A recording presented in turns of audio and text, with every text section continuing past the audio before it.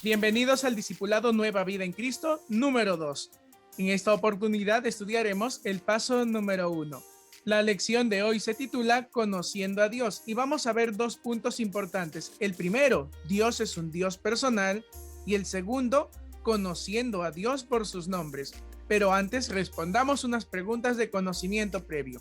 Responde verdadero o falso. ¿Dios es un Dios personal? ¿Puedo conocer a Dios a través de sus nombres? Para conocer a Dios, ¿basta solamente orar y leer la Biblia? Responderemos a estas preguntas al final de la lección. Comencemos con el primer punto. Dios es personal. Y cuando hablamos de personal, ¿qué queremos decir?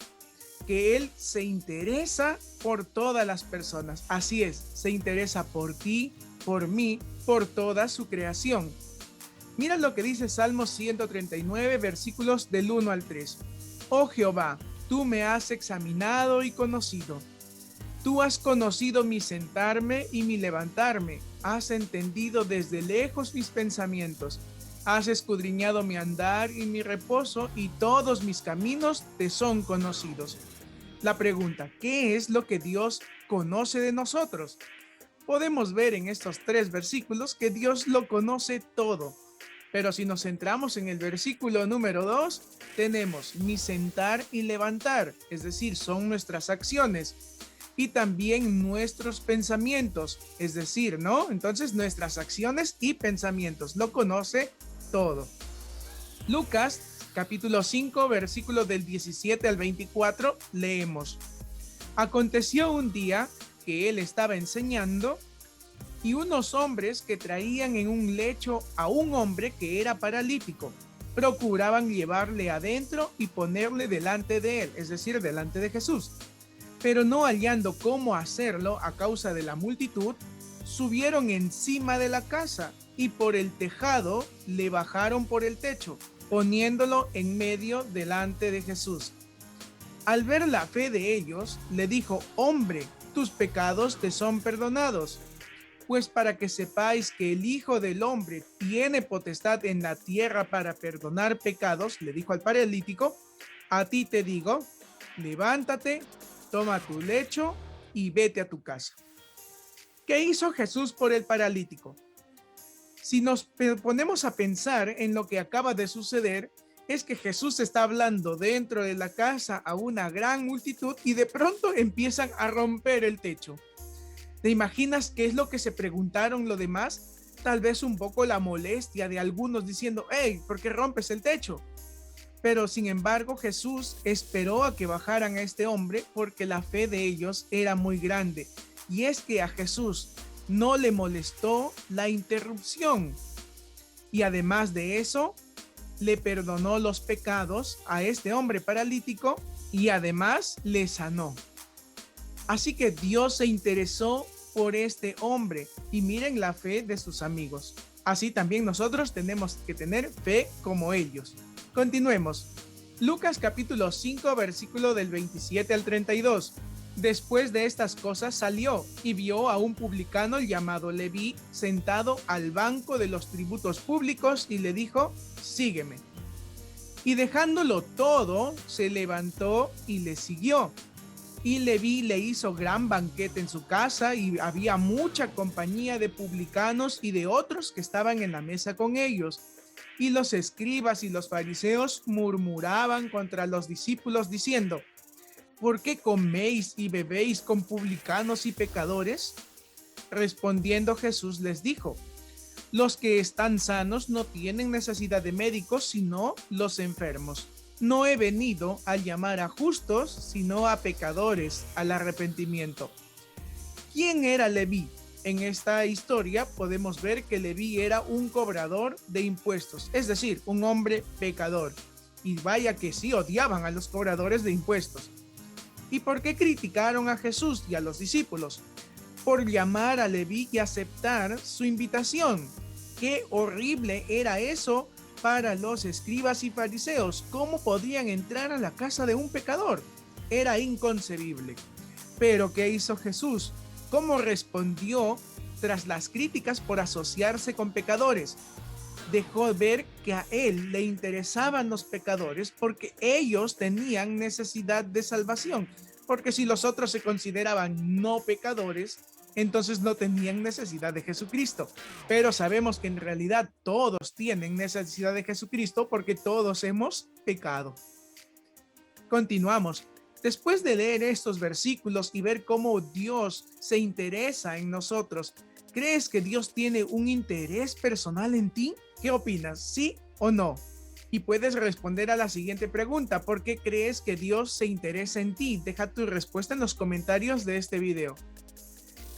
¿Cómo puedo acercarme a este Dios personal? Mira, si Dios se interesa en nosotros, Dios nos ha buscado antes que nosotros le busquemos. Él pensó en nosotros antes que pensemos en Él. Y la pregunta es, si Él se interesó en nosotros aún antes que nosotros nos interesáramos en Él, ¿cómo podemos acercarnos a Él? Bueno, según Juan 5:39 dice, escudriñad las escrituras porque a vosotros os parece que en ellas tenéis vida eterna, y ellas son las que dan testimonio de mí. ¿Cómo nos acercaremos a este Dios personal? Escudriñando las escrituras. Ojo, escudriñar no es solamente leer. Escudriñar significa estudiar y examinar. Así como cuando un médico pone el estetoscopio en la espalda de la persona y le dice, respira fuerte. Entonces él puede detectar muchas cosas, es decir, con una precisión mayor a que simplemente ponga su oído sobre la espalda de la persona. Eso significa examinar, profundizar, descubrir qué es lo que hay allí. Y como dice en la palabra, ¿qué hay allí? Pues allí está la voluntad de Dios, el plan de salvación y el mensaje de las buenas nuevas. Además, Jeremías 33:3 nos dice, clama a mí y yo te responderé y te enseñaré cosas grandes y ocultas que tú no conoces. Quiere que clamemos a Dios, es decir, que nos acerquemos a Él en oración. ¿Y qué tenemos que llevar en oración? Pues todo. Cuéntale tus alegrías, tus tristezas, pídele su ayuda, su favor. Y tal vez tú te preguntes, ¿pero tengo que decirle a Dios? ¿Acaso Dios no lo sabe?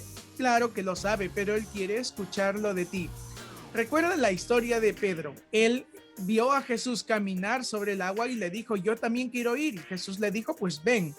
De pronto Pedro estaba andando sobre el agua y desconfió un poco y se comenzó a hundir. Y Jesús le vio cómo se hundía, pero Jesús no actuó hasta que Pedro le dijo, Señor, ayúdame, me ahogo, me muero. Así nosotros debemos contarle también en oración. Él lo sabe, pero es importante que nosotros se lo digamos. Ahora estudiemos el segundo punto. Conociendo a Dios por sus nombres. ¿Y qué tiene que ver el nombre? Bueno, el nombre no solamente refleja, uy, qué bonito, o la moda, como se hace actualmente, sino que el nombre en esos tiempos tenían o reflejaban atributos y características. Por ejemplo, Ruth 1:20. Y ella les respondía, no me llaméis Noemí, sino llamadme Mara, porque en grande amargura me ha puesto el Todopoderoso.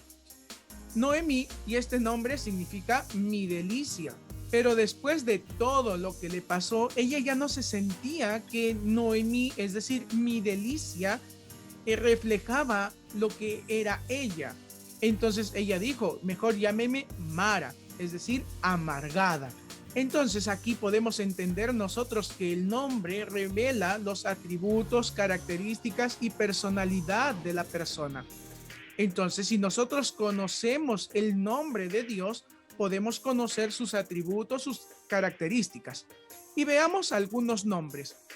Por ejemplo, en Génesis 17:1, ¿qué nombre se le da a Dios? Dice, era Abraham de edad de 99 años cuando le apareció Jehová y le dijo, yo soy el Dios Todopoderoso, anda delante de mí y sé perfecto. ¿Cuál era el nombre de Dios? Dios Todopoderoso. Y con este nombre, Dios se presentó a Abraham. Es por eso que cuando Dios le dice a Abraham, Abraham, sacrifica a tu hijo único, Isaac, Abraham no lo dudó, porque Abraham creía que Dios era poderoso para revivir a Isaac incluso después de haberlo matado. Como puedes ver, Abraham conoció el nombre de Dios y nosotros sabemos que Dios es todopoderoso. ¿Cómo no confiar pues en él? ¿Qué significa para nuestras vidas decir que Dios es todopoderoso? Bueno, a título personal yo puedo decir que trae confianza y que no hay nada imposible pues para él, y justamente eso es lo que afirma mi confianza en él. ¿Qué nombre se le da a Dios en Éxodo 34:14? Mira lo que dice: porque no te has de inclinar a ningún otro Dios, pues Jehová, cuyo nombre es celoso, Dios celoso es. En estos versículos podemos ver que Dios se llama celoso. Un momento, ¿no son los celos malos? Pues vamos a decir que depende. Porque si los celos son fruto o resultado de algo egoísta que buscan lo mejor solo para mí, entonces es malo. Pero si los celos son aquellos que buscan la protección del otro, entonces es bueno. Por ejemplo, un padre es celoso para que nada le pase a su hijo. Esos celos son buenos. Pero serían unos celos si una persona quiere que la persona, el varón o la mujer que está a su lado, no se vaya de su lado y que sea solamente para él. Eso es pecado, es malo. Y aquí la pregunta es, ¿por qué está celoso Dios? Veamos el versículo 15 que explica por qué Dios es celoso. Y el versículo 15 nos dice: por tanto, no harás alianza con los moradores de aquella tierra, porque fornicarán en pos de sus dioses y ofrecerán sacrificios a sus dioses, y te invitarán y comerás de su sacrificio. Dios está celoso porque no tolera la idolatría. Dios está celoso porque no quiere que nos apartemos de su lado, porque si nos apartamos de su lado, hay muerte y condenación. Y esos celos de Dios son unos celos para protegernos a nosotros de esa condenación. ¿Y qué es la idolatría? Es poner algo o alguien en el lugar que le corresponde a Dios. Y aquí hay una pregunta un poco personal. ¿Alguna de estas áreas está tomando el lugar de Dios en tu vida? Trabajo, familia, dinero, deporte, amigos, televisión, el novio, la novia o algunos hábitos u otra cosa. Como puedes ver, la idolatría no es solamente tener una imagen o una pintura. La idolatría es cualquier cosa que ocupa el primer lugar de Dios en nuestras vidas. Continuemos nuestro análisis. En Efesios 2:14 se nos dice que Dios es, porque Él es nuestra paz, que de ambos pueblos hizo uno, derribando la pared intermedia de separación. ¿Quién es Dios en este versículo? Fácil, es nuestra paz. ¿Y por qué es nuestra paz? Porque Dios fue quien tomó la iniciativa de unir esa relación rota entre Dios y el hombre por causa del pecado. No hay nada que nosotros hubiéramos podido hacer para remediar esa rota relación. Solo Dios pudo hacerlo y pagar el precio. Por eso, Él es nuestra paz. Vamos a leer el Salmos 23. Jehová es mi pastor, nada me faltará. En lugares de delicados pastos me hará descansar. Junto a aguas de reposo me pastoreará. Confortará mi alma, me guiará por sendas de justicia por amor de su nombre. Aunque ande en valle de sombra de muerte, no temeré mal alguno, porque tú estarás conmigo. Tu vara y tu cayado me infundirán aliento. Aderezas mesa delante de mí en presencia de mis angustiadores. Unges mi cabeza con aceite, mi copa está rebosando. Ciertamente, el bien y la misericordia me seguirán todos los días de mi vida, y en la casa de Jehová moraré por largos días. Dios recibe el nombre de pastor en este pasaje. ¿Y cuál es el trabajo del pastor? Pues cuidar de las ovejas. Aquí vamos a encontrar algunas promesas. Vamos a estudiarlas. La primera, nada me faltará. Quiere decir que Dios es nuestro proveedor. Confortará mi alma, es decir, es Él quien me da descanso. Me guiará por sendas de justicia. Él es quien me guía, Él es mi guía. porque tú estarás conmigo. Él es nuestro ayudador, está al lado de nosotros. Unges mi cabeza con aceite, Él es quien nos sana. El bien y la misericordia me seguirán todos los días de mi vida. Miren, el bien y la misericordia nos seguirán a pesar que nosotros a veces le fallamos a Él. Eso es su gracia. Ahora que lees estos versículos, ¿qué viene a tu mente y corazón? Y te animo a compartir lo que sientes en los comentarios de este video. Continuemos. Dios, el pastor, ofrece consuelo, se preocupa por ti. Además, tú puedes llegar a conocerlo porque Él es un Dios personal que se preocupa por ti. Él es quien te guía por sendas de justicia. Y la pregunta es, ¿estás andando por esos caminos justos? ¿Estarías dispuesto a seguir estudiando la Biblia diariamente para llegar a conocerlo mejor? Si estás siguiendo esta lección y aún no has visto la primera parte, te animo a que lo hagas. Al final de cada lección hay un versículo para memorizar. ¿Lo estás haciendo? Te animo, si no lo has hecho hasta ahora, hazlo. También hay un plan de lectura que también te animo a que lo hagas. Todo esto pues te ayudará a seguir creciendo. Mira lo que dice su palabra. La fe es por el oír. ¿Y qué es lo que tienes que oír? La palabra de Dios. Continuemos. En la descripción de este video te he dejado el link del Discipulado Nueva Vida en Cristo número 2 para que lo puedas descargar. Está en formato PDF y al final hay una parte que se llama apéndices. Allí vas a encontrar recursos adicionales como este. Muchos nombres de Dios. Creo que hay como 100. Estos son algunos. Dios es mi buen pastor, mi esperanza, mi libertador, mi refugio, mi escudo, mi salvación, fiel y verdadero. Y así muchos otros nombres para que puedas seguir estudiando y conociendo al único y verdadero Dios. Ahora es tiempo de responder a las preguntas de conocimiento previo.